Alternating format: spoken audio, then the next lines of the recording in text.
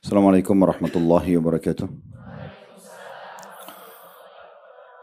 Alhamdulillah, lisan kita selalu saja sebagai orang muslim memuji dan memuja Allah. Dan kita tahu dengan penuh keyakinan dalam hati kita, dua susunan kata ini, Alhamdulillah, adalah kalimat bersyukur. Berterima kasih kepada Allah subhanahu wa ta'ala atas segala nikmat yang Allah berikan kepada kita. Bermula dari Allah memilih kita, dari sekian banyak sperma yang tertumpahkan di rahim ibu kita, maka kitalah yang dilahirkan oleh Allah subhanahu wa ta'ala di muka bumi ini dan diberikan segala macam fasilitas. Kalau kita ingin menghitung nikmat Allah subhanahu wa ta'ala dari semenjak kita lahir, makanan, minuman, oksigen, air dan apapun, maka benar-benar tidak akan mungkin kita bisa menghitungnya. Dan Allah mengekalkan dalam firman-Nya, wa in ta'uddu ni'matallahi la tuhsuha. Kalau kalian ingin benar-benar menghitung nikmat-nikmat Allah, maka kalian tidak akan mampu menghitungnya. Dan Allah subhanahu wa ta'ala memudahkan kita dengan dua susunan kata ini. Alhamdulillah, dianggap kita sudah bersyukur. Dan Allah kekalkan dalam surah Ibrahim, la in syakartum la azidannakum. Kalau kalian bersyukur, maka pasti aku akan tambah. Dan nikmat terbesar yang harus kita selalu syukur dan kita jaga adalah Islam dan iman ini, Bapak Ibu sekalian. Karena dengan Islam dan iman, kita jadi mengenal siapa pencipta alam semesta ini, siapa pencipta diri kita, lalu apa tujuan kita ada di muka bumi ini, serta juga apa yang boleh kita nikmati dari makanan, minuman, pakaian, pendapatan, pergaulan, dan mana yang tidak boleh. Biasa dikenal dalam agama Allah atau agama Islam ini adalah yang halal dan juga haram. Dan Allah berfirman dalam Al-Quran dikekalkan sampai hari kiamat nanti, وَلَا تَمُوتُنَّ إِلَّا وَأَنْتُمْ مُسْلِمُونَ. Dan jangan pernah kalian meninggal dunia kecuali dalam keadaan Islam. Kita harus bersyukur Allah masih memberikan kita kesempatan di antaranya seperti duduk ini untuk mempelajari salah satu dari bagian agama Allah subhanahu wa ta'ala. Dan tentu saja niatnya juga untuk mendekatkan diri kepada Allah subhanahu wa ta'ala. Semoga Allah ikhlaskan niat kita. Dan Alhamdulillah atas nikmat ini. Lanjutnya kita panjatkan salam hormat kita kepada utusan Allah Nabi besar Muhammad sallallahu alaihi wa ala alihi wa sahbihi wasallam. Sebagaimana Allah telah perintahkan kita untuk mengucapkan salam hormat tersebut. Dan tentunya sebagai balas jasa 23 tahun dari masa hidup beliau dihabiskan untuk agama ini. 13 tahun fase Mekah semuanya dengan hinaan, cacian. Dan puncaknya adalah diusir dari kampung halamannya Mekah. Dan kita tahu bagaimana pedihnya orang kalau diusir dari kampung halamannya. Dan 10 tahun fase Madinah penyempurnaan agama Islam. Sampai turunlah firman Allah SWT dalam surah Al-Ma'idah, surah nomor 5 ayat 3. Al-yawma akmaltu lakum dinakum wa atmamtu alaikum ni'mati wa raditu lakumul islam adina. Hari ini aku sempurnakan agama kalian, itu agama Islam, dan nikmat kepada kalian. Maksudnya tidak butuh lagi mencari agama lain, dan aku ridho Islam sebagai agama kalian. Pertama, Bapak Ibu sekalian, kami ucapkan ahlan wa sahlan, selamat datang di tempat kami. Bertemu lagi tentunya ya, setelah sekian kali kita bertemu sebelumnya. Dan saya pribadi selalu memberikan dukungan untuk Bapak Ibu mendatangi majelis-majelis ilmu untuk belajar. Karena memang pondasi agama kita adalah ilmu. Islam sangat memerangi kebodohan, malas, putus asa, dendam. Ya, ini semua tidak ada dalam kamus seorang muslim. Yang ada adalah ilmu pengetahuan. Sehingga menepis kebodohan dan rajin bergerak, beraktivitas. Kita tahu hampir semua gerakan ibadah kita ya atau mayoritasnya itu bergerak dengan fisik. Kita disuruh bergerak.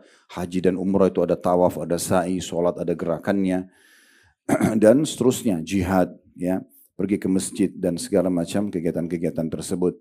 Ya, Islam juga memerintahkan kita justru memiliki karakter yang baik, akhlak yang baik dengan memaafkan kesalahan orang, dengan memberikan kesempatan orang lain. Tidak ada dendam dalam Islam. Makin sering kita maafkan orang lain, maka makin terbuka pintu-pintu pahala yang sangat besar. Sebagaimana dalam surah An-Nur diceritakan bagaimana Abu Bakar radhiyallahu anhu pernah membiayai sepupu beliau selama hidupnya. Dan ternyata pada saat terjadi kisah ifk ini kisah fitnah. Kalau Aisyah berzina sama Safwan radhiyallahu anhu, dan ini kisah bohong. Tidak benar disebarkan oleh Abdullah bin Ubay bin Salul, salah satu pimpinan orang munafik. Dan akhirnya Allah kekalkan dalam surah An-Nur. Pada saat itu Abu Bakar karena tahu ternyata Muslih bin Abi Muslih, sepupunya sendiri yang dibiayai selama ini, justru menyebarkan gosip yang tidak benar tentang Aisyah. Maka beliau bersumpah atas nama Allah mengatakan, demi Allah mulai sekarang saya tidak akan bantu kamu lagi. Karena memang selama ini Abu Bakar membiayai hidupnya Muslih. Tapi ternyata Allah SWT turunkan dalam surah An-Nur, ya, memerintahkan agar Abu Bakar memaafkan Muslim bin Muslih. Ya. Janganlah orang-orang yang telah diberikan kelebihan harta di antara kalian malah memutuskan hubungan dengan orang-orang yang telah punya hubungan kerabat. Maka apalagi sudah bertaubat dari kesalahannya. Maka Abu Bakar pun membayar sumpahnya, kafarahnya. Memberikan makan 10 orang miskin, kemudian beliau kembali membiayai Muslim bin Abi Muslih. Ini contohnya. Jadi Islam memang membentuk karakter kita menjadi orang-orang yang lebih baik dari sebelumnya. Ya. Dan pondasi dasarnya adalah ilmu. Dan ilmu ini Bapak Ibu sekalian tidak bisa Anda mengatakan, ya udah kapan saya ada waktu, nanti saya datang ke pengajian. Nanti aja saya kalau ada waktu baru saya baca Quran. Itu nggak boleh dalam prinsip seorang Muslim.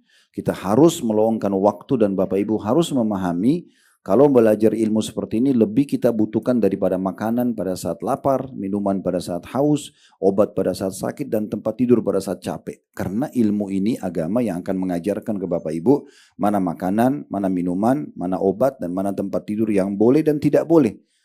Sehingga Anda punya panduan hidup. Makanya menuntut ilmu ini bukan pilihan. Dan kata Nabi SAW, talabul ilmi faridatun ala kulli muslim. Menuntut ilmu adalah wajib bagi semua muslim. Tidak mengenal umur. Masih muda kah, masih kecil kah, atau sudah tua, sudah berumah tangga, belum berumah tangga, ada kesibukan, tidak ada kesibukan, gak ada alasan untuk tidak menuntut ilmu. Dan di masa sekarang, Bapak Ibu sekalian, Allah sudah mudahkan kita untuk belajar. Di masa dulu, contoh seperti Imam Bukhari rahimahullah, itu untuk mempelajari sebuah hadis, satu hadis saja, beliau butuh perjalanan 2 bulan, sebulan pergi, sebulan pulang. Datang ke satu tempat, seorang guru didengar, kemudian beliau belajar satu hadis, lalu kembali lagi ke negerinya.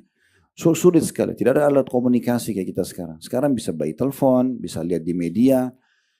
Handphone kita ini sekarang perpustakaan berjalan. Sangat rugi kalau kita nggak gunakan untuk menuntut ilmu. Harusnya kita gunakan untuk menuntut ilmu.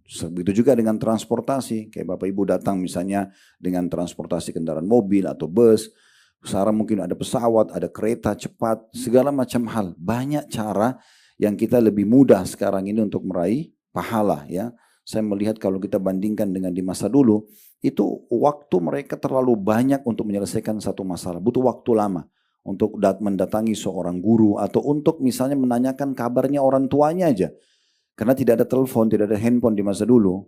Di tahun 1980-an aja masih belum ada, gitu kan? Masih telepon rumah, belum ada handphone itu ya.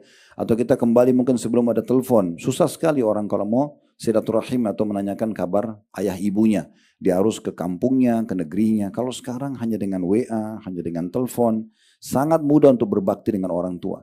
Di masa dulu orang kalau mau sedekah, dia harus keluar mencari kantong-kantong sedekah. Bapak Ibu sekarang di atas ranjangnya bisa transfer ke rekening yayasan manapun di seluruh muka bumi ini. Kita bisa online transfer uang.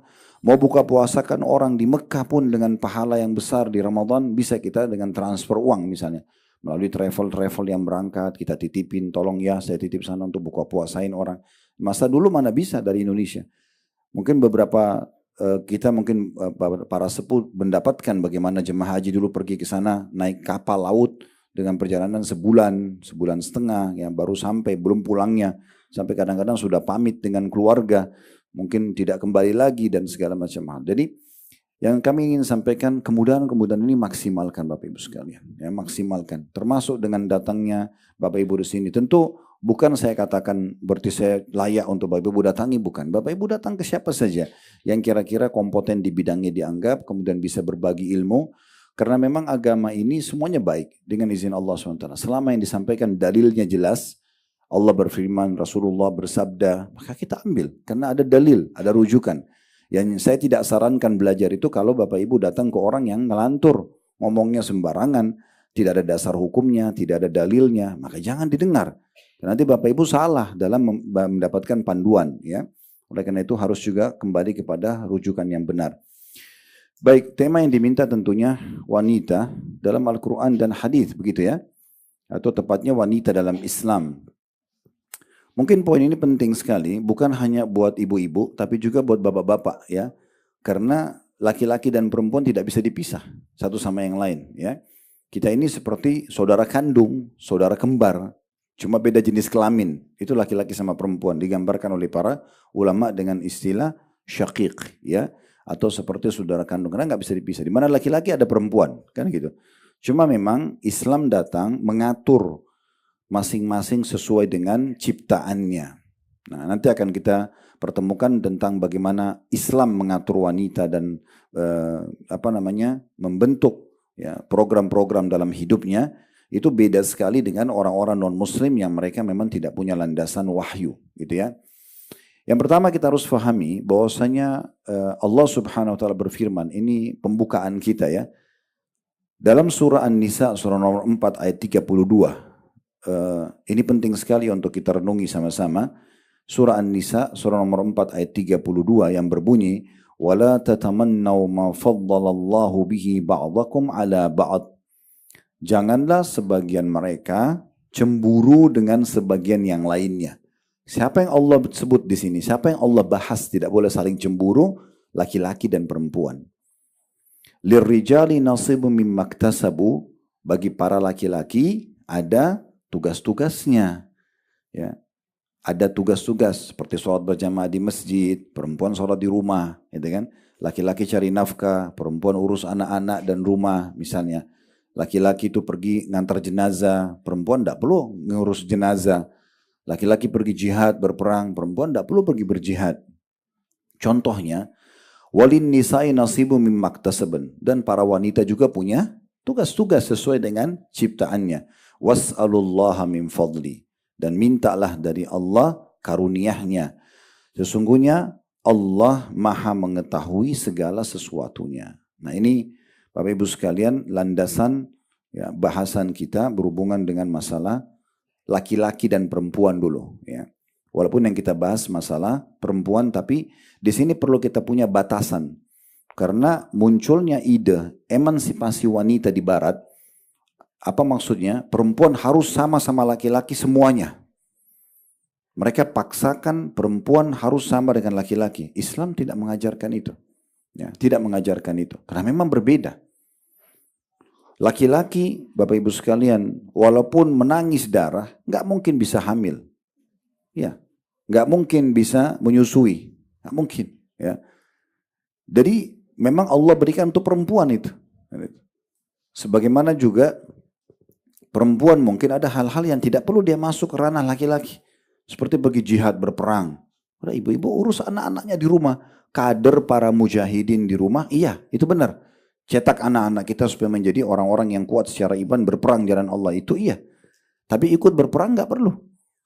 Laki-laki bagi tugas sama perempuan. Mereka yang mencari nafkah di luar rumah dan membiayai keluarganya, memberikan perlindungan yang cukup. Perempuan yang merawat harta itu di rumah. Gitu kan?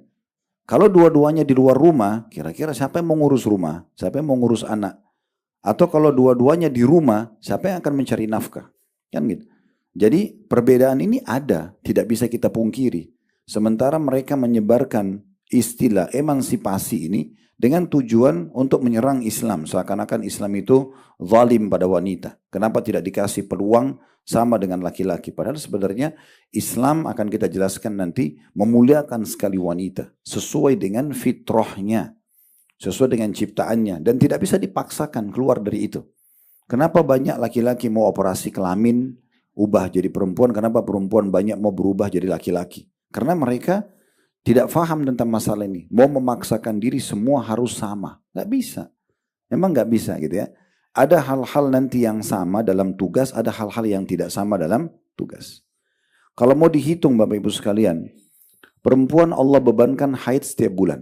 Ibu-ibu mungkin tidak asing dengan ini karena memang rutinitasnya. Yang normal 6-7 hari haid.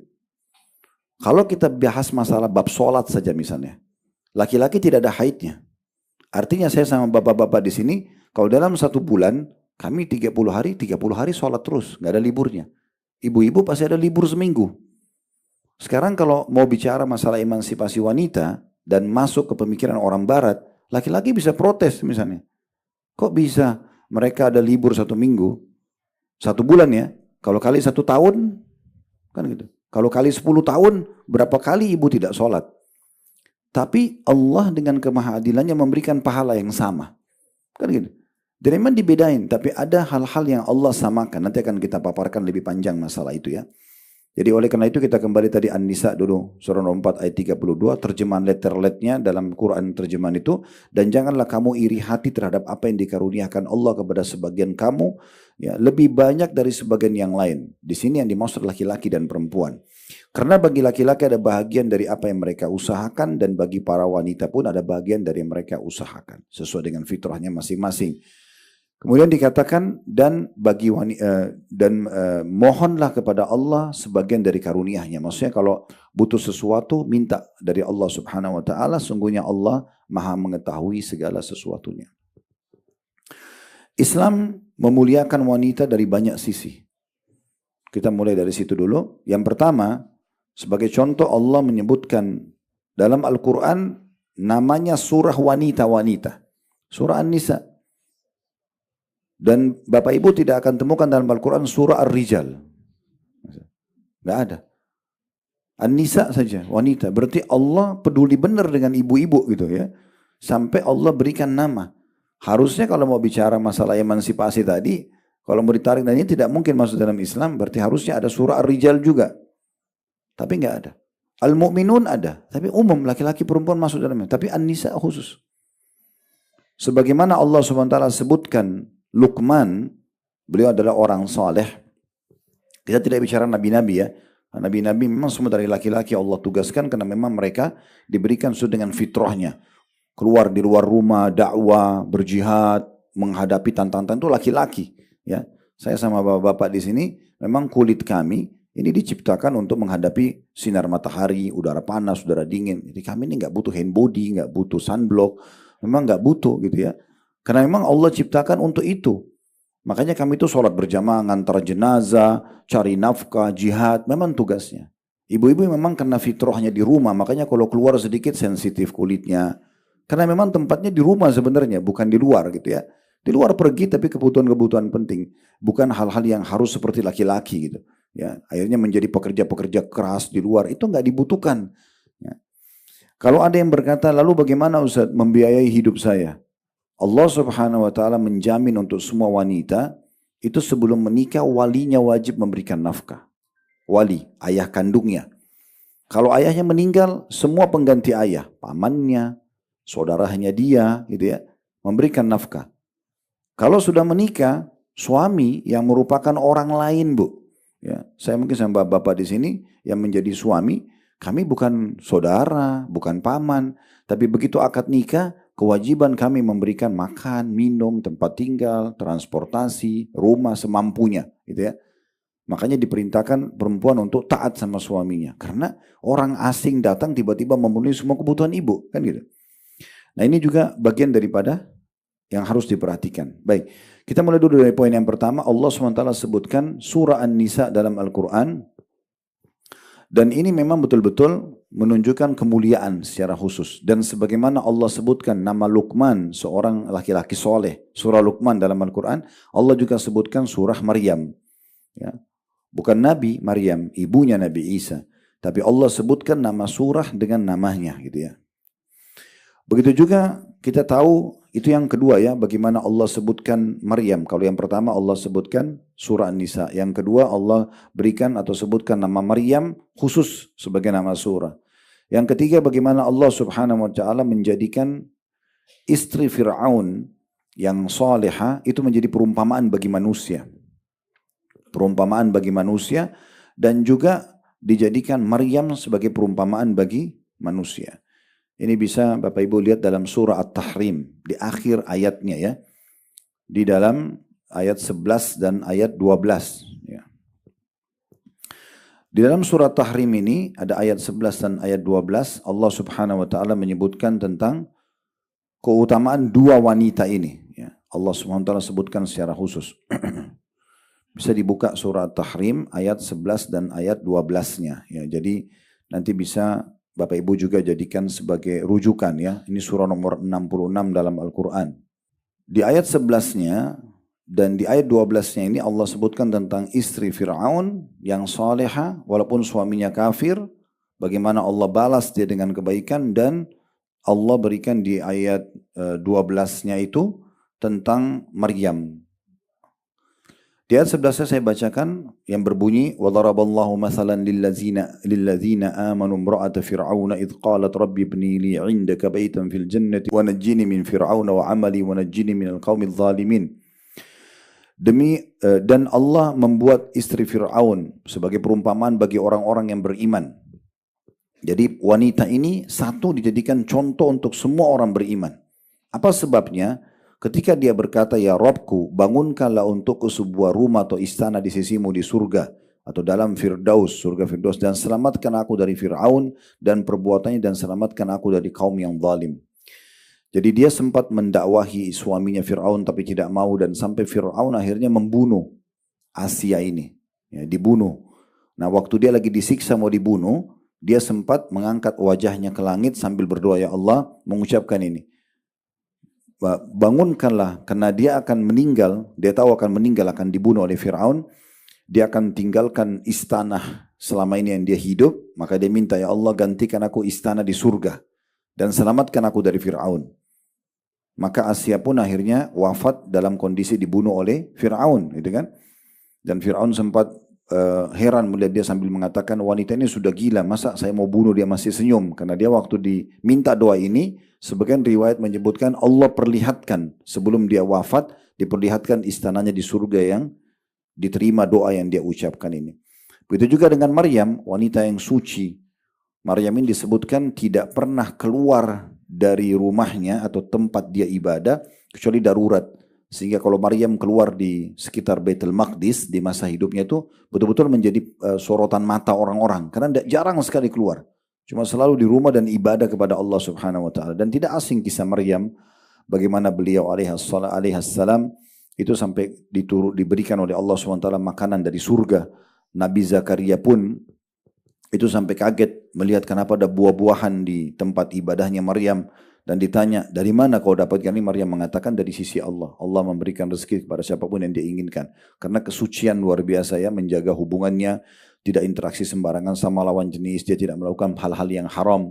Maka Allah selamatkan dia, dan Allah tiupkan ruh khusus dari dia atau dari sisi Allah SWT, yaitu ruhnya Nabi Isa alaihissalam, juga Nabi yang mulia.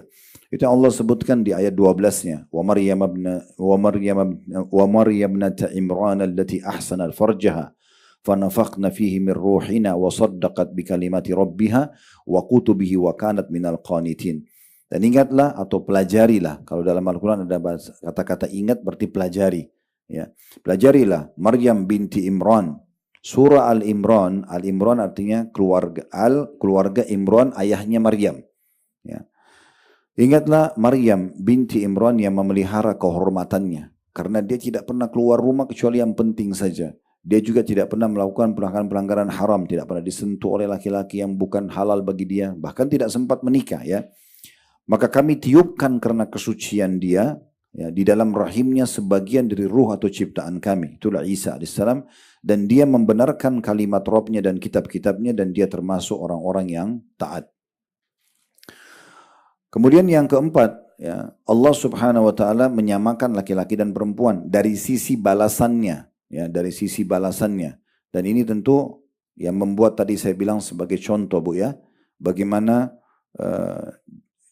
kami berharap tentunya ibu-ibu tidak terpengaruh dengan apa yang disebarkan dalam poin emansipasi. Harusnya perempuan itu nuntut hak yang sama dengan laki-laki. Padahal sebenarnya yang Islam datang justru memberikan sesuai dengan porsi dan fitrahnya, tugasnya, tapi balasannya sama, gitu kan? Dan ini tidak mungkin dipaksakan, sehingga tidak perlu kita mengikuti kehidupannya orang-orang non-muslim itu, ya. Dalam surah An-Nisa, kembali lagi surah nomor 4 tadi, ya, ayat 1-nya Allah SWT mengatakan, Ya ayuhan nasu attaqu rabbakumul ladzi khalaqakum min nafsin wahidah wa khalaqa minha zawjaha wa batha minhuma rijalan katsiran wa nisaa'a wattaqullaha alladzi tasaaluna bihi wal arham innallaha kana 'alaikum raqiba. Hai sekalian manusia, bertakwalah kepada Tuhanmu yang telah menciptakan kamu dari seorang diri, Adam alaihissalam, dan daripadanya Allah menciptakan istrinya, Hawa alaihissalam. Dalam beberapa riwayat, Hawa diciptakan dari tulang rusuk Adam yang paling kiri, ya.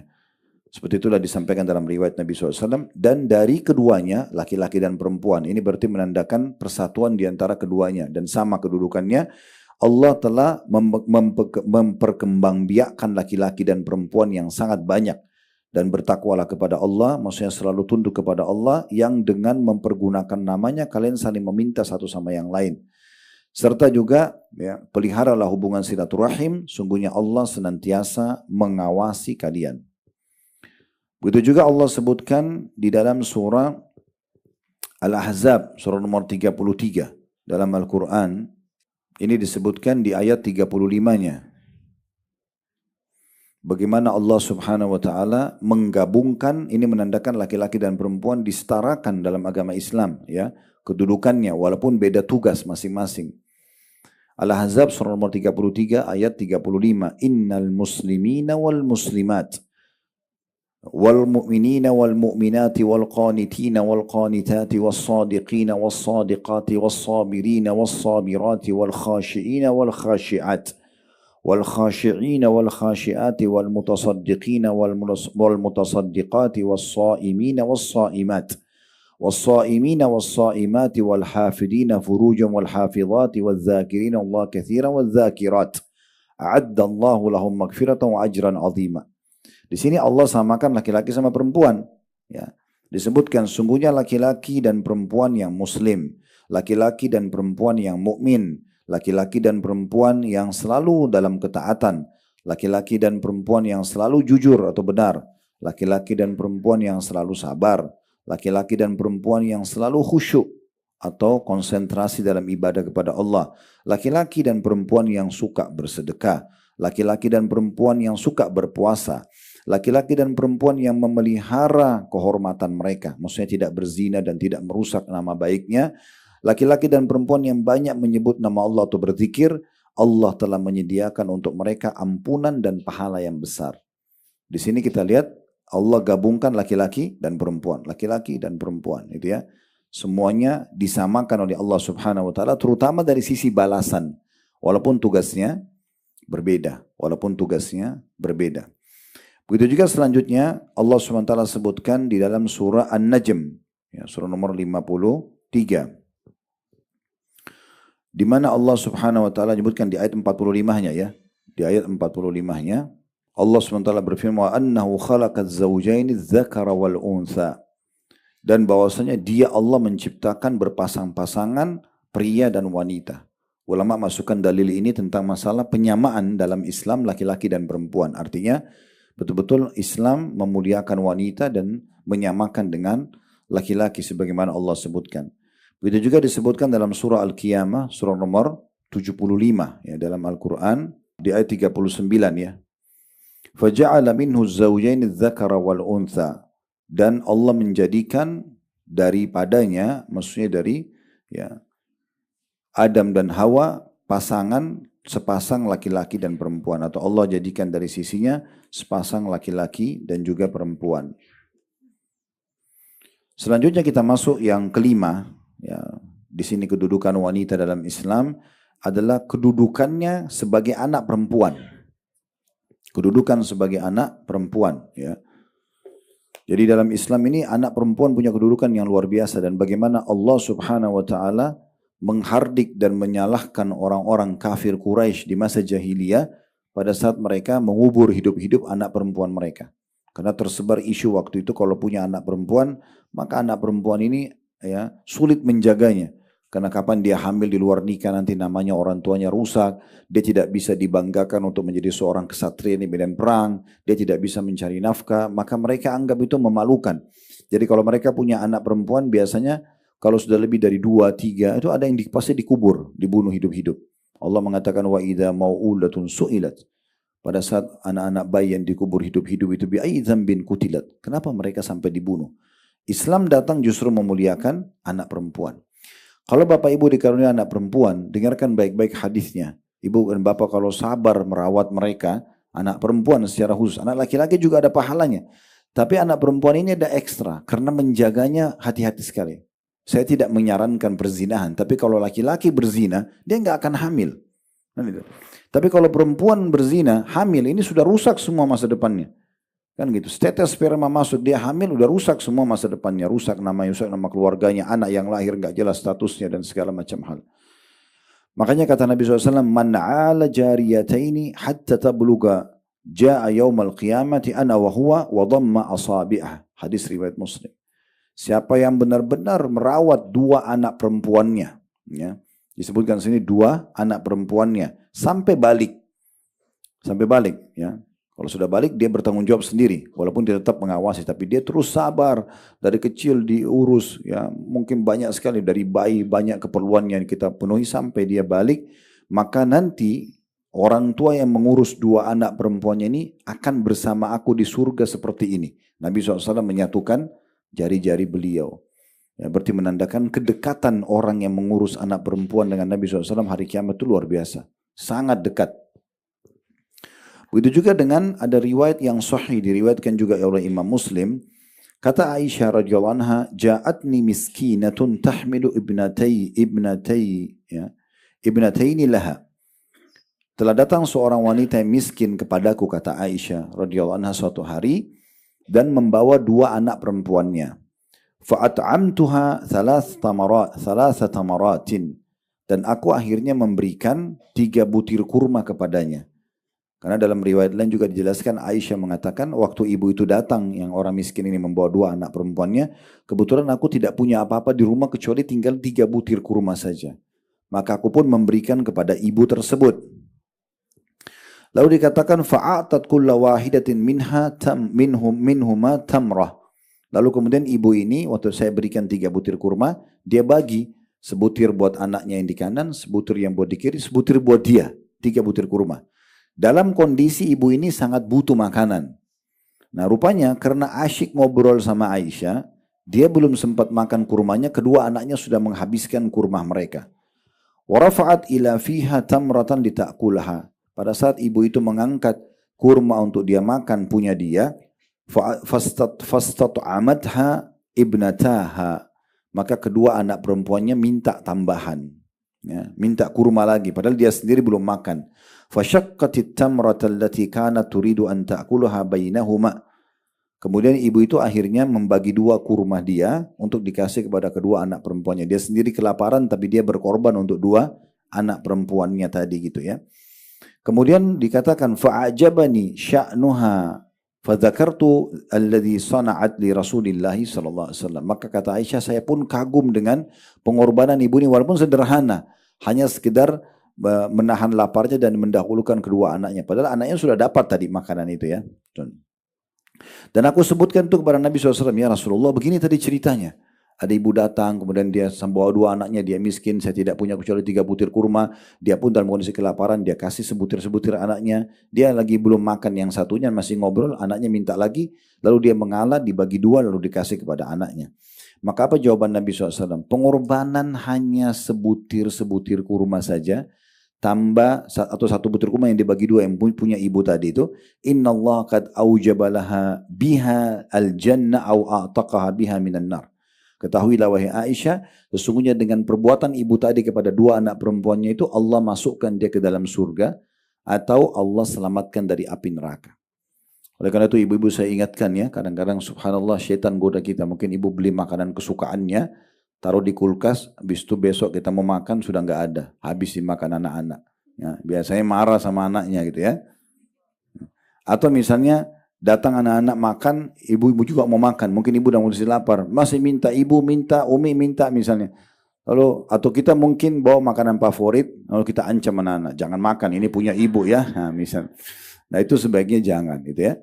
Justru kita berbagi sama mereka, itu sudah cukup menjadi tiket ke surga. Ini mudah sekali, ya. Tapi ini yang disebutkan dalam hadis kata ulama adalah anak perempuan. Bukan berarti anak laki-laki tidak dapat pahala ya. Tapi kasusnya di sini karena anak perempuannya dia sabar, maka dikasih surga, gitu kan? Dalam riwayat yang mirip seperti ini disebutkan riwayat lain, ya, bahwasanya ada datang seorang wanita kepadaku, kata Aisyah. Dan kebetulan wanita itu minta ya agar diberikan makanan. Lalu aku memberikan kurma, tidak disebutkan 3 butirnya. Lalu ibu itu memberikan makan kepada kedua anaknya termasuk bagian dia. Maka aku pun kagum melihat itu, lalu aku sampaikan kepada Nabi SAW. Lalu Nabi bilang begini, hadis riwayat Muslim.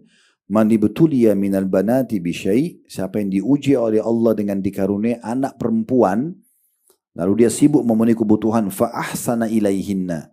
Dia maksimal dalam merawat anak perempuan itu. Kunna lahu sitran minan nar. Pasti anak perempuan itu menjadi penyebab dia selamat dari api neraka. Jadi Nabi sebutkan khusus banat, anak-anak perempuan, gitu ya.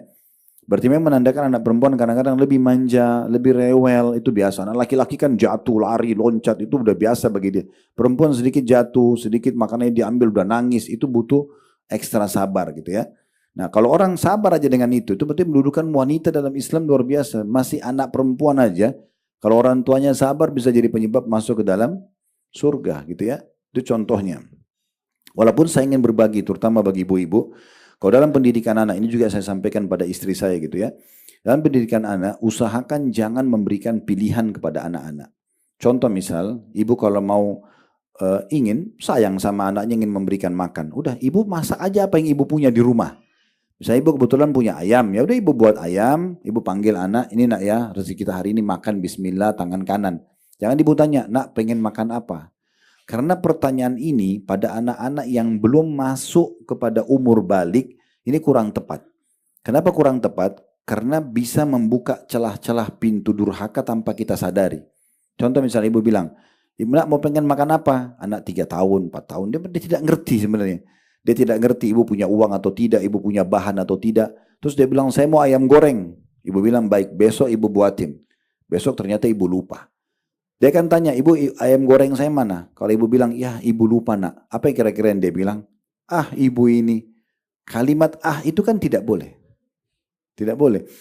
Allah jadikan kita sebagai orang tua Bapak Ibu sekalian supaya kita yang mengatur hidup anak. Jangan dibalik, jangan kita yang mengatur hidup, jangan anak mengatur hidup kita. Saya pernah lihat ada satu bapak pergi umroh bersama kami. Ada anaknya dia umur 7 tahun. Apa saja yang bapak itu mau buat selalu dia tanya anaknya, bang, menurut abang bagaimana? Abang mau makan gak? Abang mau pergi gak? Jadi anaknya yang mengatur bapak ini mau kemana, mau makan kapan, mau kemana, mau buat apa saja. Ini keliru ini. Harusnya kita di posisi orang tua, kita yang mengatur semuanya. Termasuk lembaga pendidikan, ya. Jadi yang unik itu kadang-kadang ini sering saya kasih contoh di pengajian. Misalnya si suami ini 30 tahun, istrinya 25 tahun contoh. Mereka sudah punya anak 7 tahun misalnya. Mau masuk SD.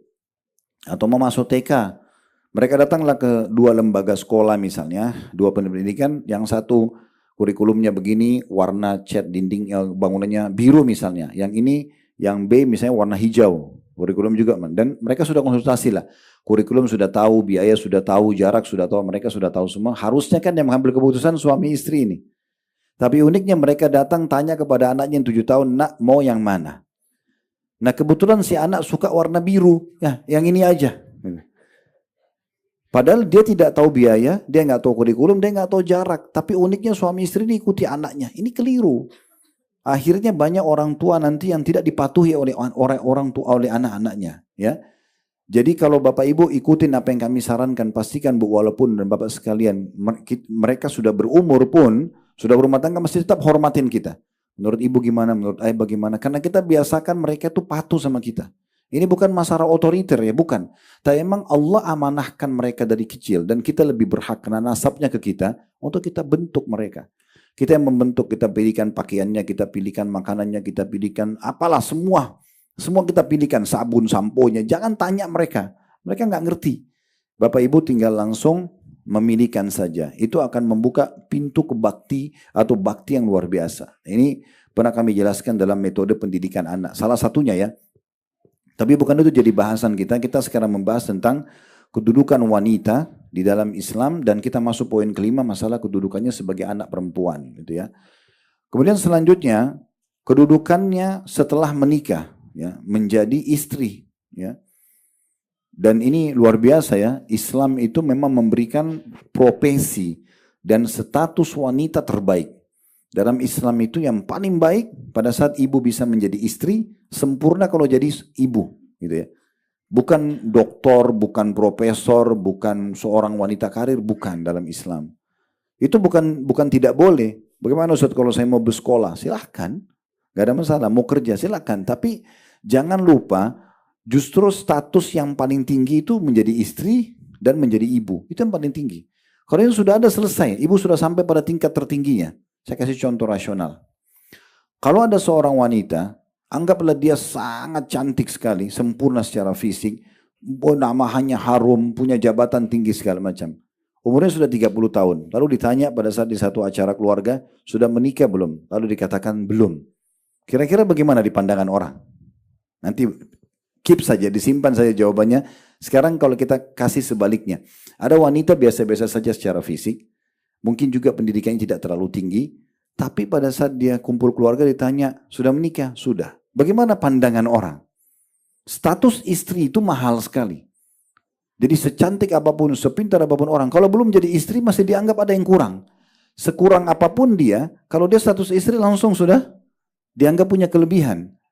Kalau pernah dengar kisah bagaimana Hajar alaihissalam bergabung dalam kehidupan Nabi Ibrahim dan Sarah.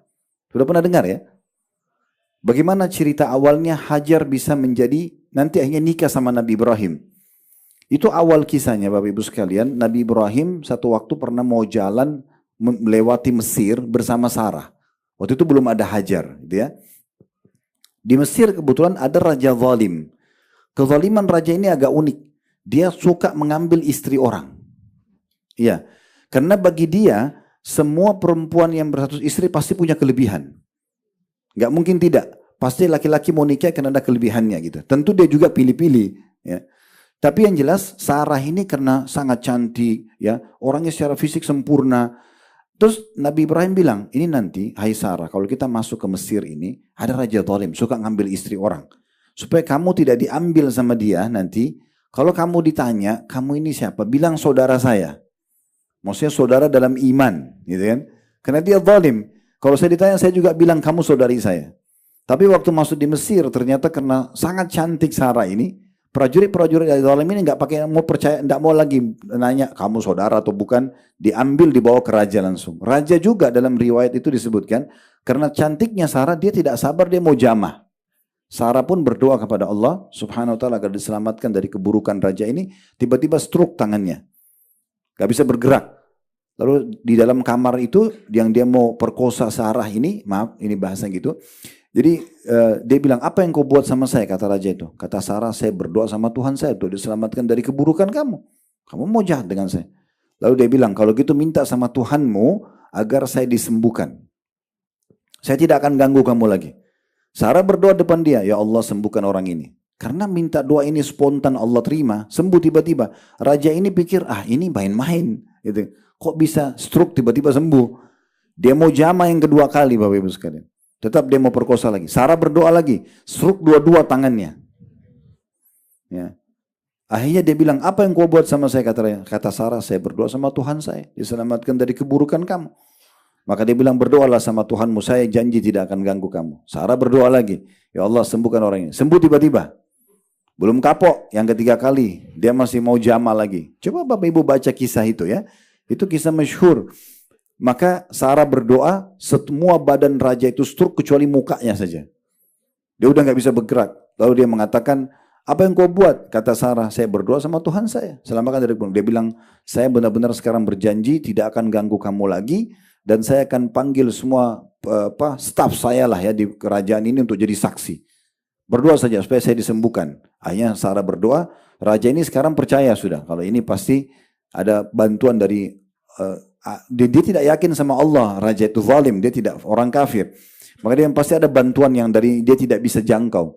Maka supaya dia tidak diganggu, menurut dia supaya Sarah tidak berdoa lagi keburukan buat dia hadiahkan wanita terbaik Mesir namanya Hajar.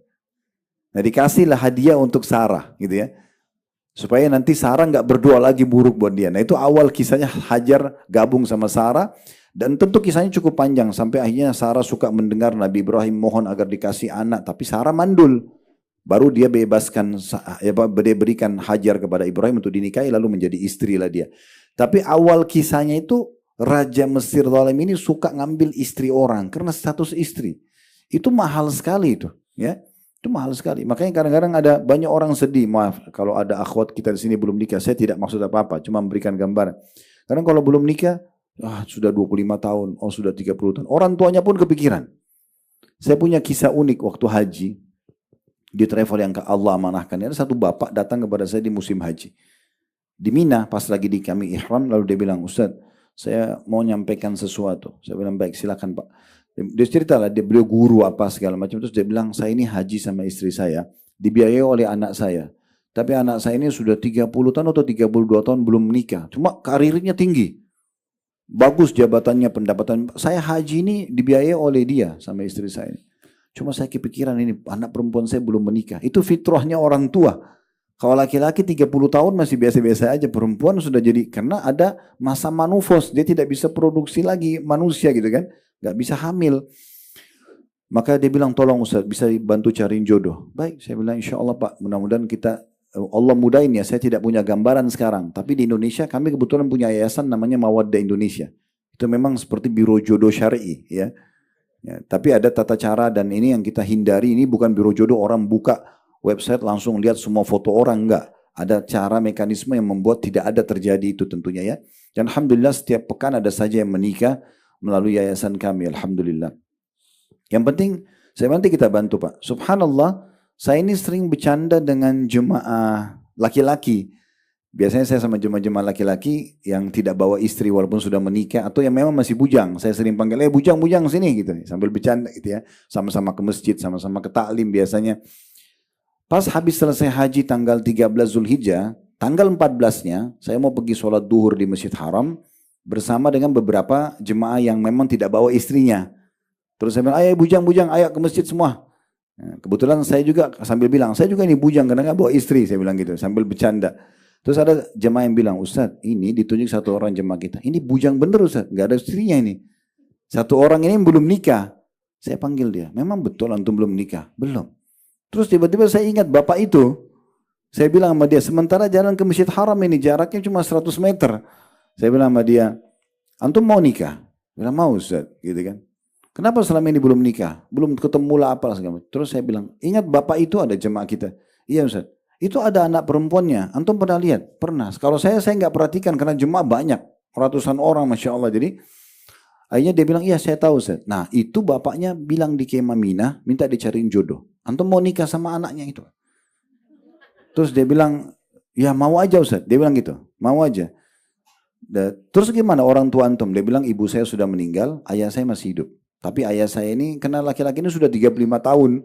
Belum menikah, masih bujang, perempuan ini 32 tahun kalau nggak salah. Terus kemudian si laki-laki ini bilang, saya nggak sebut-sebut nama ya, karena memang nggak boleh sebut nama. Terus dia mengatakan, ayah saya sudah amanahkan ke saya mau nikah sama siapa saja. Ya udah, sekarang kita ke masjid ini, sholat duha, habis itu istikharah ya. Karena kan sudah lihat orangnya. Nanti kalau masalah karakter, keluarga nanti tanya. Istikharah aja dulu, hati tenang nggak melangkah menikah. Udah habis sholat duha saya panggil dekat saya, sini sebentar. Sholat sekarang 2 rakaat istikharah. Jadi harus juga kita luruskan istikharah itu tidak harus mimpi Bu ya. Dan apalagi ada saya dengar di Indonesia ini kalau mimpi digigit ular katanya mau nikah. Ini nggak benar ini. Kalau nenek-nenek 90 tahun mimpi gigit ular masa mau nikah kan? Itu nggak benar. Itu pernah dengar nggak? Saya pernah dengar itu kalau digigit ular katanya mau nikah itu nggak benar. Jadi ya itu mitos. Kalau istikharah itu bisa melalui mimpi, bisa melalui informasi. Kayak misalnya kita istikharah mau nikah sama seseorang, lalu kita dapat informasi baik tentang dia. Itu sudah jawaban istikharah. Atau dapat informasi negatif misalnya kegiatan dia. Maka itu juga jawaban sebenarnya ya. Ala kulli hal waktu itu dia sholat 2 rakaat. Habis salam saya langsung bilang, bagaimana hati antum tenang gak? Dia bilang iya. Oke, kita ketemu ya habis duhur. Nanti makan siang ketemu sama orang tuanya ngobrol deh. Kalau cocok, habis asar saya nikahkan. Kenapa? Karena syaitan suka menggoda. Gitu. Dan sekaligus juga ya kita perlu perbaikin. Gak perlu tunggu tanggal bagus, waktu bagus, apalah. Oh dianggap ada yang kualat, ada yang... Itu gak benar. Allah ciptakan waktu semuanya berkah. Ada yang lebih baik ya. Hari Jumat lebih baik daripada hari yang lain iya. Bulan Ramadan lebih baik daripada bulan iya. Tapi bulan-bulan dan hari lain tetap baik. Nggak boleh kita menganggap ada hari sial. Makanya kata Nabi SAW dalam hadis Bukhari, Allah berfirman, La tasubud dahar fa innid dahar. Jangan kalian caci maki waktu atau menyalahkan atau menganggap sial, karena aku penciptanya, kata Allah SWT. Ringkas cerita, habis duhur kami ketemu, akhirnya saya panggil orang tuanya, saya suruh tim panggil. Tapi akhtinya ini lagi tidak ada gitu ya. Lagi tidak tahu kemana, ibu bapaknya saja. Saya tanya, Pak, kemarin di Mina bapak bicara mau cariin jodoh anaknya. Ya. Oh iya betul Ustaz. Bapak tahu nggak jemaah kita namanya Fulan? Oh tahu. Mas itu ya, iya. Baik, itu tadi sebelum dulu saya tanya, katanya juga dia belum nikah. Saya tanya mau nikah nggak? Saya tanya, saya sudah kenal anak bapak nggak? Maksudnya sudah pernah lihat, sudah. Dan dia mau katanya. Bapak setuju nggak? Oh kalau saya terserah anaknya. Tanya istrinya, oh terserah anaknya. Baik, panggil anaknya, cari. Entah di mana anaknya waktu itu ya. Tapi yang jelas habis itu datang, kami tanya depan orang tuanya. Kenapa ukhti belum nikah? Terus dia tiba-tiba nangis. Gitu. Karena dia bilang saya masih mau bakti sama orang tua saya masih mau, saya ini baru hijrah, sudah mulai ikut taklim, nanti takut suami saya larang taklim, apalah banyak syubhat gitu. Semua syubhat itu saya coba jawab, akhirnya saya sampaikan, nah ini ada jemaah kita sudah tahu orang ini, dia bilang ya saya kenal, itu tadi saya tawarin dan dia mau, ayah juga kemarin bicara di kemah, katanya mau nikah. Kalau mau, sekarang istikharahkan. Kalau memang cocok, habis asar saya nikahkan. Nanti di Indonesia baru acaranya. Tapi nikah di Mekah dulu. Nikah syar'i dulu gitu ya. Akhirnya mereka, saya bilang habis makan siang silakan. Mereka bilang Ustaz tidak usah makan siang. Tidak jadi makan siang karena sudah mau istikharah. Kaget dengan berita ini. Kebetulan saya satu lantai sama mereka. Jadi kamarnya bersebelahan. Saya juga sendirian waktu itu. Mereka habis istikharah. Setengah jam, 1 jam datang. Ini matanya sudah bengkak pada nangis-nangis ini. Terus kemudian datang habis itu, ya Ustadz, apa-apa kami setuju. Ya udah, saya cari ini si bujang, telepon teman-teman. Mana bujang ini? Bujang tidak ada. Saya cari nggak ketemu. Cari teman-teman jemaah nggak ada. Ternyata dia lagi tidur deh. Dia suruh bangun, bangun ini jodoh antum sudah datang. Akhirnya bangun dia. Datang ke kamar terus ngobrol deh. Ngobrol di situ mungkin setengah jam. Nanya apapun yang jadi beban pikiran bagaimana ini. Semua oke, cocok, klop ya. Habis asar nikah ya, nikah. Alhamdulillah habis asar menikah. Jadi subhanallah sebenarnya semuanya itu bisa saja mudah gitu ya. Cuman banyak orang persulit. Jadi saya sarankan juga status istri ini dimuliakan dan dimudahkan. Dimudahkan. Sebagaimana juga nanti kalau kita bahas laki-laki status suami itu mulia sekali ya. Jadi saya sarankan Bapak Ibu jangan persulit pernikahan anak-anak ya. Dan ini saran saya saja, jangan hubungkan pernikahan untuk mendapat status istri atau suami itu dengan prestasi dunia. Tidak harus orang menikah itu sarjana dulu, tidak harus. Apalagi S2, apalagi S3. Sudah sarjana, cari kerja dulu nak. Sudah kerja, harus punya rumah dulu nak. Harus punya mobil dulu, harus punya motor dulu. Ini syahwatnya dia ini mengganggu dia. Bapak ibu ngomong gitu pada anaknya enak, pasangannya ada, anak kita kesian gitu kan. Maka nggak boleh egois, nikahkan mereka, nggak ada masalah gitu ya. Para sahabat Nabi, para tabi'in, orang-orang soleh dulu itu kalau mereka mau menikah, mereka lihat hari ini, mereka lamar, besok sudah jadi suami istri. Oke, kalau ada yang bertanya, Ustaz, bagaimana caranya kami bisa mengenal pasangan kami, atau anak-anak kami kenal pasangannya tanpa pacaran? Oh gampang sekali, cuma 4 kaidah dasarnya.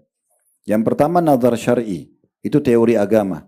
Melihat sesuatu yang menarik dari calon pasangan kita. Tapi nggak boleh, jangan lihat foto saja ya. Foto bisa menipu sekarang. Ya, bisa diedit-edit segala macam gitu ya. Tapi harus ngelihat langsung dan yang dilihat wajah dan telapak tangan. Ini sudah mewakili fisik.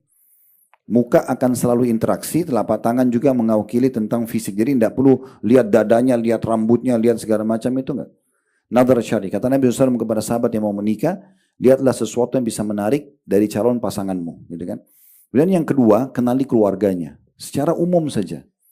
Oh keluarga ini dikenal keluarga baik-baik di kampungnya atau di kota. Itu cukup, itu sudah cukup. Keluarga pendidikan. Itu sudah mewakili siapa orang yang akan kita menikah. Secara umum. Kemudian yang ketiga, tentu keluarga baik-baik kita berharap juga buah tidak akan jauh dari pohonnya gitu ya. Yang ketiga, itu lingkungannya. Kita bisa tanya calon pasangan ini kalau weekend paling bagus tuh kalau lagi santai, lagi libur, Sabtu Ahad misalnya, ngapain aja. Kalau dia bilang, oh saya setiap weekend ke diskotik, ke bar, misal ya, contoh ya itu. Atau ada yang mengatakan, oh kalau saya weekend biasa saya bakti sama ibu saya hadir majelis ilmu, saya ke perpustakaan. Nah kan kita sudah ambil kesimpulan, sederhana sekali gitu. Yang keempat tinggal istikharah, selesai gitu ya. Bapak ibu yang khawatir anak-anaknya bergaul bebas, paling gampang nikahkan.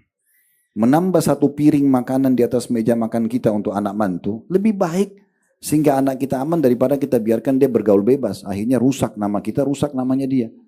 Kan gitu. Itu lebih baik. Ini poin yang mungkin perlu kami kasih masukan. Tapi ini cuma penawaran saja ya. Maksudnya saran saja. Bukan sebuah keharusan tentunya. Untuk mempermudah masalah status pernikahan tadi. Nah, kalau perempuan sudah jadi istri, coba renungi ibu-ibu yang status istri ini luar biasa. Banyak sekali hadis keutamaan ya. Tapi hadis ini, kalau kita renungi baik-baik ini luar biasa. Kata Nabi SAW mungkin dalam hadis riwayat Ahmad.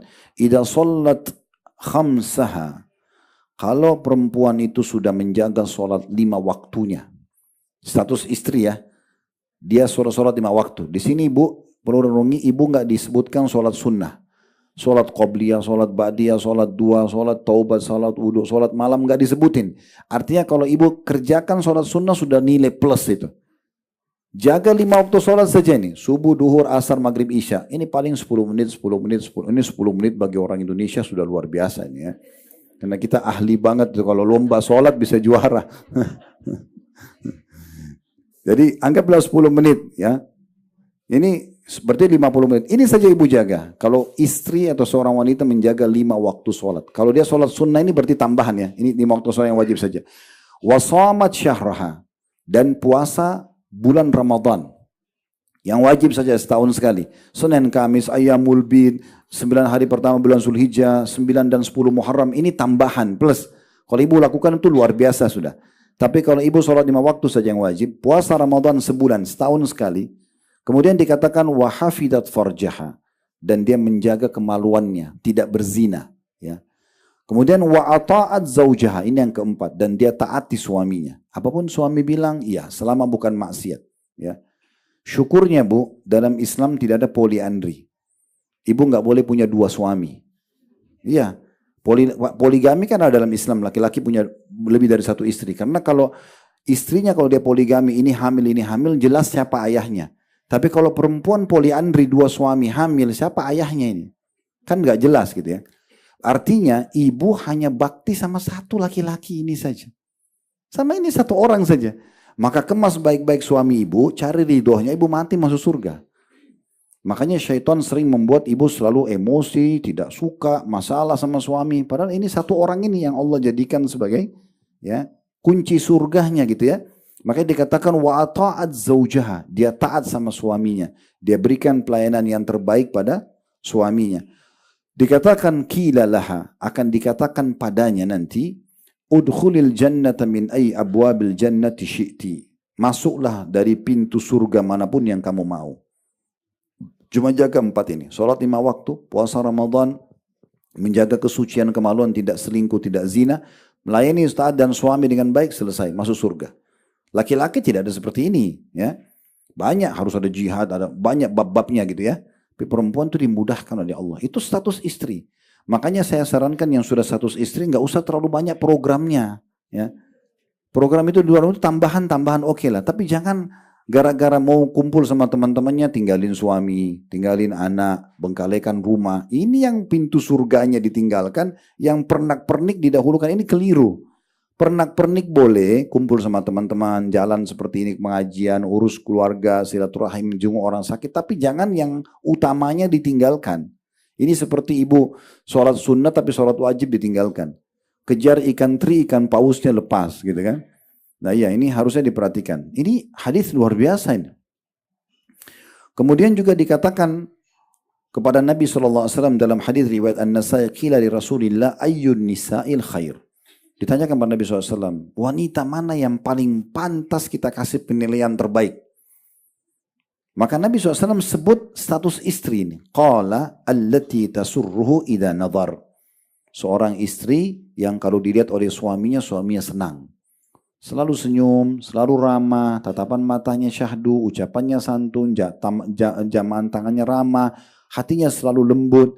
Itu kalau dilihat oleh suaminya suka. Kalau suami ibu mau ibu pakai baju merah, pakai saja merah, nggak apa-apa. Biar ibu nggak suka, nggak apa-apa. Karena ibu pakai buat dia, bukan buat ibu, gitu kan? Kalau ibu dilarang pakai daster, jangan pakai daster depan dia maksudnya, ya.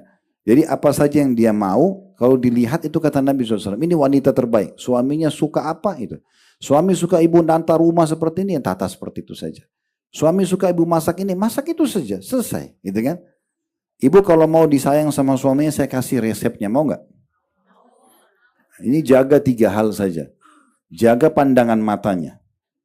Benar, apa yang suami suka, ibu ya penuhi. Yang dijual maaf oleh perempuan pelacur di luar sana yang banyak ganggu rumah tangga orang, yang membuat pandangan laki-laki suka. Bajunya seksi, ya, suka berpenampilan seperti apalah, ya, ngerayu ini segala macam, itu kan yang dijual sama dia ya. Itu yang dijual. Harusnya ini ada pada istri, bukan pada pelacur ini. Kadang-kadang banyak laki-laki tergoda dengan mereka, padahal sebenarnya cuma menipu. Dia menggoda tipu, dia pakai semua laki-laki lain yang sama. Kalau istri kan hanya untuk suaminya. Jadi semua yang suami suka, pakai. Ya, lihatkan, perlihatkan itu. Yang suami tidak suka, jangan. Ibu tahu ada keluarga kami bercerai, Bu. Saya tanya suaminya, kenapa bercerai? Ini menikah puluhan tahun. Karena dekat sama saya suaminya mengatakan begini, karena saya tidak suka istri saya rambut pendek. Dia ngomong gitu. Itu cerai gara-gara itu sebabnya. Tapi karena tidak ada yang korek dari dia, tidak ada yang tahu. Saya duduk, kenapa mau cerai? Masalahnya, dia bilang saya tidak suka istri saya rambut pendek. Saya suka yang rambut panjang. Saya ini kalau di luar rumah, lihat perempuan rambut panjang, saya tergoda. Jadi saya mau istri saya punya panjang. Tapi kalau saya bilang rambutmu dijaga ya, enggak. Saya begini terserah mau terima atau tidak terima ya sudah. Tapi dia sabar sekian tahun meledak juga. Jadi bom waktu. Udah ditinggalin istrinya. Karena selalu nggak mau dengar gitu. Salahnya apa sih kalau rambutnya dipanjangin suaminya mau? Ibu terbiasa pakai daster sebelum nikah. Setelah nikah sama suami pernah hidup di Amerika, pernah hidup. Mau perempuan yang terbuka pakaiannya depan dia nggak ada masalah. Dikasih hadiah baju pakai, jangan ditaruh di lemari. Dipakai, gitu banyak orang gitu. Diberikan oleh suaminya. Banyak suami sampaikan sama saya keluhan. Ustaz, saya belikan baju yang saya suka nggak mau dipakai, terutama pakai baju tidur gitu ya. Orang biasa bilang baju tugas gitu ya. Nggak mau dipakai, mau-maunya sendiri. Bu, ibu harus tahu karakter perempuan sama laki-laki beda, karakternya beda. Ibu itu dominan perasaan, kami laki-laki dominan akal. Perasaan itu beda sama akal ya. Kalau akal itu dia solusi. Langsung kalau ada masalah solusi. Saya kalau sama bapak ini bawa mobil, kemudian ban mobil kami pecah. Maka yang kami pikir langsung solusinya, bengkel di mana. Kami nggak akan bahas lagi kenapa ban itu pecah. Laki-laki biasa begitu. Ibu kalau cerita sama suami, ini rumah bocor, itu otaknya lagi jalan, pikirannya solusinya apa.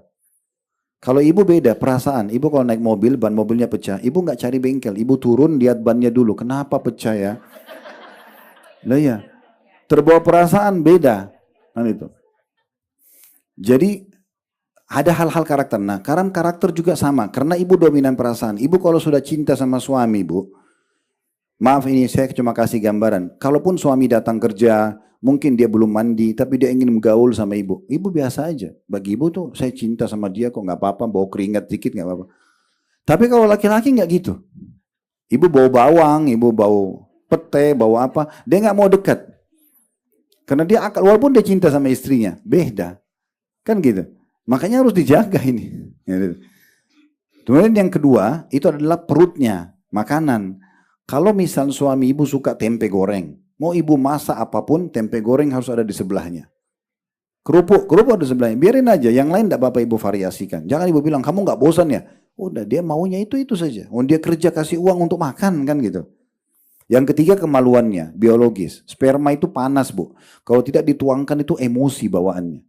Kalau yang dia lihat itu selalu senang, perutnya kenyang, kemaluannya terpenuhi, dompetnya terbuka. Ini penampilannya sudah berantakan, makanannya nggak enak, diajak biologis nggak mau, terus minta duit. Nggak ada, kan gitu. Itu. Baik, maaf Pak ya, kita buka rahasia. Baik, ini diantaranya. Begitu juga dalam hadis yang sahih, diriwayatkan Tirmidzi dan Ibnu Majah. Ini kalau ibu selama hidup selalu baik sama suami, statusnya ya, selalu santun, selalu ramah, sehingga suami itu kayak merasa tidak bisa hidup tanpa ibu. Karena ibu selalu manjakan dia, sayang dia, berikan perhatian, penuhi kebutuhannya, buka lemari semuanya rapi, yang dia mau pakai pakaian ada, yang makanannya ada, semua yang semampunya gitu ya. Ibu berikan, ibu selalu tampil yang terbaik, wangi, bersih di hadapan dia misalnya. Kemudian ibu meninggal, sementara dia merasa kehilangan, ini namanya ridho. Ya, keridoan. Kata Nabi SAW, ayyam mamra'atin matat wa zawju anha radin dakhalat jannah. Istri manapun, statusnya istri nih, yang kalau dia meninggal sementara suaminya ridho, maka dia dijamin masuk surga. Jadi usahakan ibu kalau meninggal, itu suaminya bilang, wah ini istri saya meninggal, gimana caranya mencarikan gantinya, susah. Gitu ya. Iya, jangan sampai ibu meninggal, kemudian suami bilang, alhamdulillahi rabbil alamin. Meninggal orang yang selama ini cerewet, banyak tuntutan, susah diatur. Dan ini hadisnya begitu, ya. Saya ketemu dengan satu pejabat kita, tapi beliau ditugaskan di luar negeri, tidak sengaja ketemu di Bandara Jeddah kemarin, kemudian ngobrol-ngobrol. Ternyata cukup tinggi jabatannya. Kemudian dia bicara sama saya umurnya mungkin 60 tahunan. Saya bilang, bapak nggak sama ibu jalan? Oh Ustaz, istri saya baru saja meninggal gitu ya. Terus saya sambil bercanda, bapak nggak nikah lagi? Aduh susah Ustaz, saya soalnya di mana-mana kebayang dia terus, jadi saya nggak bisa nikah lagi. Ngomong gitu, karena selama ini selalu istrinya ada di hadapannya. Ada satu teman saya, teman dekat saya, doktor, beliau ngajar di Jami' Imam di Riyadh. Dia cerita, tapi ini pengalaman dia pribadi ya. Dia mungkin tidak tahu kita di Indonesia, tapi dia bicara pribadi. Dia bilang, saya sering kali kalau pulang ke Saudi, setiap datang ke Indonesia, beliau bisnis kebetulan, bolak-balik saya kenal baik, beliau sering bolak-balik ke Indonesia. Nah, bilang satu waktu, saya biasa kalau balik itu 9 jam penerbangan, istirahat tidur, sholat, makan, tidur gitu kan. Tapi ada satu penerbangan dia bilang, saya tidak bisa tidur. 8 jam itu saya terbuka mata saya terus. Karena di sebelah saya ada suami istri, orang Indonesia dia bilang, bapak ibu ini. Itu mereka sepanjang jalan tidak tidur. Yang dikerjakan oleh istrinya dia bilang, ini yang mengganggu saya dia bilang. Ini setiap suaminya, lihat apa, istrinya sudah berdiri. Dan dia bisa baca suami ini lagi haus, butuh air kah. Pokoknya suaminya dipijitin 8 jam non-stop. Terus dia bilang, apa semua perempuan Indonesia begitu? Dia tidak tahu kalau cuma ibu itu mungkin, ya Allah. Tapi dia bilang itu mengganggu saya. Ternyata ibu ini bukan pikirin diri dia, tapi pikirin suaminya. Itu luar biasa gitu. Ya. Intinya sebenarnya teman-teman sekalian, terutama ibu-ibu, menjadi status istri itu luar biasa. Kedudukan dalam Islam. Dan dimudahkan mendapatkan banyak kelebihan-kelebihan gitu ya. Kemudian selanjutnya, yang terakhir mungkin, yang ketujuh adalah kedudukannya sebagai ibu. Nah ini lebih tinggi lagi. Kalau ada orang di antara ibu-ibu hadis ini sudah bergabung dua status ini, sudah istri, sudah ibu, ada anak. Nah sama tadi contoh rasionalnya. Kalau ada seorang ibu mungkin ya, dia mungkin biasa saja secara fisik, tapi dia gendong anak. Terus ditanya sama, itu anaknya ibu ya? Iya. Itu pasti di mata masyarakat punya penilaian tinggi ya, beda. Dengan orang mungkin sangat cantik sekali, tapi maaf belum punya keturunan. Sudah lama menikah. Kemudian ditanya, ibu ada anaknya? Enggak ada. Itu pasti beda penilaian. Maaf kalau di sini ada ya, bukan saya maksud saya tidak kenal ibu-ibu sekalian, tapi ini contoh saja. Untuk menunjukkan bahwasanya kalau ada orang sudah sampai pada level status ibu, itu tinggi sekali. Nilainya di sisi agama dan juga di mata masyarakat. Dan tentu tidak asing buat kita ya, bagaimana harusnya kita bakti pada ibu kita. Ada cerita satu dosen kami dulu di Saudi di Madinah. Beliau cerita, dia bilang dia pernah sama istrinya satu waktu di Jerman, jalan, itu lagi pergi ke sana sama keluarganya. Terus dia lihat ada satu ibu tua. Ibu tua ini sudah sangat tua dan susah jalan pakai tongkat. Dia mau menyeberang melewati lampu merah itu, nggak ada yang memberikan jalan. Sudah sekian lama gitu, dari jarak jauh dilihat oleh dosen kami ini, dia bilang lalu saya jalan sama istri saya, terus saya minta istri saya untuk gandeng tangan ibu itu, saya yang berhentiin mobil-mobil gitu, terus jalan lah. Setelah sampai ke seberang, ibu tua itu mengatakan, siapa kalian ini nak? Gitu, kata ibu itu. Bilang kami ini dari Saudi datang. Ya, beragama apa? Dikatakan Muslim. Kenapa kalian bantu saya tadi? Kata dosen kami, ya itu diperintahkan dalam agama kami, dalam Islam. Kebetulan orang itu non-Muslim. Itu diperintahkan dalam agama kami. Kami harus berbuat baik sama semua orang, gitu kan? Apalagi di umur Anda ini, Anda seperti ibu kami. Kalau dalam agama ini, ibu kami itu kami muliakan sekali. Dia katakan, nak perlu kalian tahu, saya ini hampir tiap hari melakukan aktivitas yang sama di sini. Saya harus menunggu berjam-jam, hanya menunggu kapan saya dikasih kesempatan jalan. Mungkin kalau saya dulu masih muda, saya jalan mungkin semua berhenti mobil itu. Tapi karena saya sudah tahu tidak dimuliakan. Gitu ya. Berapa banyak orang di Amerika sama di Eropa, ibu-ibu dan bapak sekalian, itu pada saat mereka sudah sukses, dan ibunya sudah tua, itu mereka tidak tinggal sama-sama, ditaruh di panti jompo. Di panti jompo, dibayar panti jompo. Ada sampai pada level di sana, mereka itu keadaannya, kalau orang tuanya meninggal, sudah meninggal di telepon nih, ini sudah meninggal, ya sudah berapa biaya pemakamannya saya transfer. Mereka nggak peduli. Mereka anggap itu jadi beban kalau harus urus orang tuanya. Beda sekali dengan Islam. Kita justru mau muda, mau tua, ibu ayah kita harus bakti. Apalagi ibu. Nah dalam bab bakti sama orang tua, kita harus pahami poin ini juga ya. Dalam pelayanan, ibu kita didahulukan. Pelayanan. Misal ibu kita mengatakan, nak tolong ambilin ibu air. Misal, ayah kita mengatakan, nak tolong ambilin ayah air. Yang mana kita dahulukan? Ibu kita. Ini maksud daripada hadis waktu seorang sahabat mengatakan, ya Rasulullah, siapa yang paling pantas saya layani? Kata Nabi SAW, ibumu. Sampai 3 kali baru ayahmu. Ini pelayanan. Bukan dalam segala hal, Bu. Ya, bukan dalam segala hal. Ada hal-hal yang ibu tidak boleh masuk ke ranah itu. Seperti contohnya nasabnya anak. Walaupun ibu yang mengandung 9 bulan tetap nasab itu kepada ayahnya. Anak perempuan tidak boleh nikah kecuali dengan izin ayahnya. Ini wali. Biar ibu setuju nikah anaknya ibu, tapi kalau ayahnya tidak setuju nggak boleh. Kata Nabi SAW, wanita manapun yang menikahkan dirinya tanpa izin walinya ayahnya, nikahnya batal. Karena di Indonesia biasanya ada sebagian anak laki-laki dia lamar nih. Misalnya calon perempuan, ayahnya tolak. Kemudian dia datang ke ibunya si perempuan. Dikasihlah hadiah segala macam kena menyentuh perasaannya, lalu ibunya setuju. Dari pernikahan ini umumnya perceraian terjadi.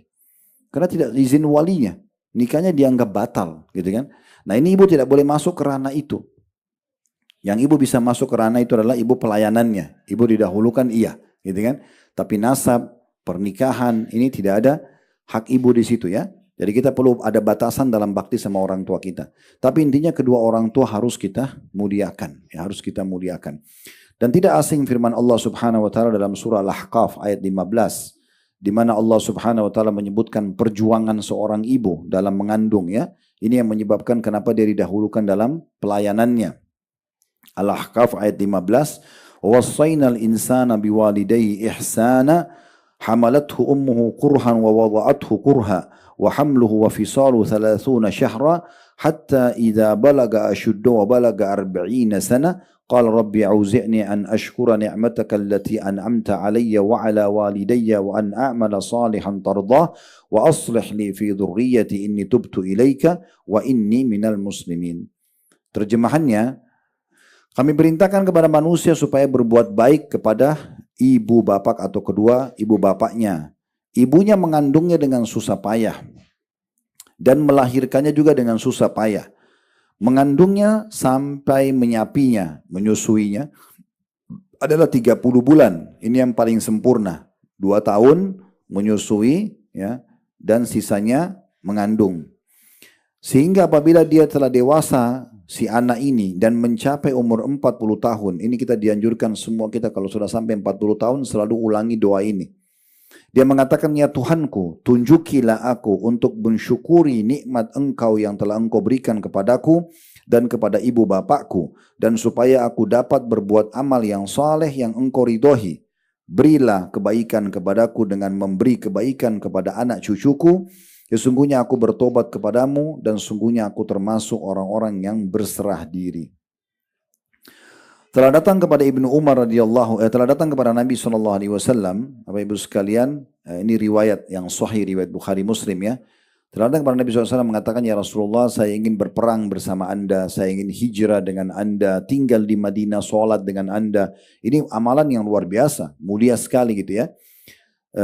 Kemudian Nabi SAW tanya yang paling pertama ya, apakah kedua orang tua masih hidup? Dia mengatakan iya. Kata Nabi SAW, pulanglah dan berjihadlah pada keduanya. Ya, padahal itu anak muda itu tadinya mau pindah ke Madinah, mau tinggal dengan Nabi, mau sholat dengan Nabi, mau perang dengan Nabi, tapi Nabi SAW suruh dia bakti sama orang tuanya. Saya yang berbagi sebuah poin Bapak Ibu sekalian, bagi anda yang hadir sini masih diberikan kesempatan orang tuanya masih hidup, maka jangan sia-siakan. Ya, banyak orang di antara kita tuh gembira sekali kalau temannya telepon, sahabatnya, apalah bestinya, gitu ya. Ya, pasti dia luar biasa, mau berjam-jam pun ngomong dia sedia. Tapi kalau ibunya telepon, ayahnya telepon, sudah ya saya lagi sibuk, atau sengaja tidak dijawab gitu kan. Nah ini harus diperbaikin ya. Walaupun orang tua kita itu lebih rendah secara pendidikan, mungkin lebih kurang secara fisik ya, tetap saja mereka lebih mulia daripada kita. Dengan mereka lah kita bisa lahir di muka bumi ini. Ini harus betul-betul kita ketahui ya.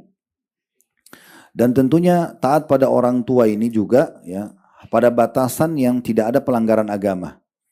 Kalau orang tua kita suruh kita berbuat dosa, nggak boleh kita ikut.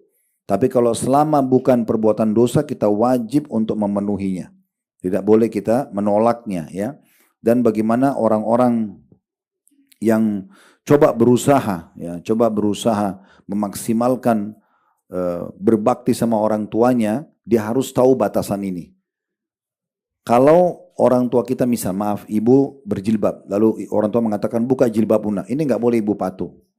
Nggak boleh ibu patuh. Atau kita mau sholat, ibu kita mengatakan atau ayah kita mengatakan jangan sholat, itu tidak boleh kita patuh. Karena kata Nabi SAW, la ta'ata ya, li makhlukin fi ma'siyati khaliq. Tidak ada ketaatan pada makhluk yang berbuat maksiat kepada sang pencipta. Ini tidak boleh. Tapi kalau selama bukan maksiat, dahulukan orang tua kita. Nah, saya perlu jelaskan kalau bertemu antara perintah Allah yang wajib, seperti sholat 5 waktu, dengan perintah makhluk yang Allah wajibkan untuk patuh, seperti perintah kedua orang tua. Kalau istri pada suaminya juga masuk dalamnya. Ketemu ini, misalnya orang tua kita panggil sementara kita lagi sholat wajib, ibu dan bapak tidak boleh batalin sholatnya. Karena ini hukum wajib, ya haknya Allah gitu ya. Tapi kalau ibu dan bapak sedang kerjakan yang disunnahkan oleh Allah atau hak Allah sunnah, seperti ibu dan bapak lagi sholat sunnah, dipanggil oleh orang tua atau oleh suami kalau istri, maka wajib dibatalkan sholat sunnahnya karena ini wajib dijawab. Ya, karena sudah amalan sunnah. Sama kalau istri sedang puasa sunnah, suaminya minta batalin, dia batalin puasa sunnahnya, gitu kan? Tapi jangan ibu sengaja godain ya, kamu bilang dong supaya saya batal, gitu ya. Nanti. Ya.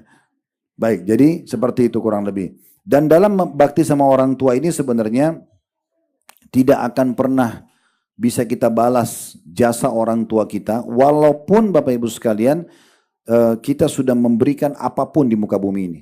Tidak bisa kita balas, karena dasarnya kita lahir dari mereka. Walaupun orang tua kita dasarnya tidak berbuat baik sama kita. Anggaplah ada seseorang yang ibu ayahnya membuang dia waktu kecil. Udah ditaruh di pinggir jalan, ibunya ayahnya bercerai, tidak diperhatikan. Sampai besar dia jadi sukses, tetap tidak gugur wajib bakti pada orang tuanya. Apalagi kalau orang tuanya itu dasarnya orang-orang yang baik gitu ya. Orang yang mengurus dari kecil itu betul-betul malah tidak boleh sama sekali. Saya tutup dengan poin penting juga, sebagai orang tua ya, usahakan jangan pernah mengucapkan kata-kata buruk buat anak-anak ya, nggak boleh. Ingat Bu ya, dan Bapak sekalian, terutama ibu-ibu karena banyak aktivitas sama anak-anak. Kalau Allah karuniai ibu anak atau cucu yang aktif, itu aktif bukan nakal. Harus dibedakan itu ya. Nakal itu sebenarnya tidak masuk, nakal itu di umur anak-anak masih kecil itu tidak masuk. Nakal itu sudah balik, terus dia sudah tahu benar tidak baik, benar dan salah, lalu dia buat, itu baru namanya nakal. Kalau anak 3 tahun, 4 tahun, 7 tahun, ini bukan nakal namanya. Karena mereka nggak paham, mereka masih dalam tahap belajar, ini aktif. Syekh Sudais, seorang imam Masjid Haram pernah ditanya, apa rahasianya kenapa Anda menjadi imam haram sukses sampai puluhan tahun seperti ini? Dia bilang doa ibu saya. Waktu ditanya, bagaimana doa ibu Anda? Dia bilang, saya waktu kecil kalau sangat aktif, ibu saya juga sudah pusing sebenarnya melihat aktivitas saya, gitu kan? Maka beliau mengatakan, pergilah ke Masjid Haram, semoga kau jadi imam haram.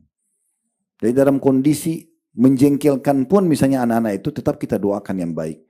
Karena kata Nabi SAW, hindari dan jangan ucapkan kalimat buruk buat diri kalian, harta kalian, keluarga kalian, ini suami, istri, anak. Ya, buruk jangan doakan keburukan, karena bisa saja malaikat lewat mengaminkan dan terjadilah seperti itu.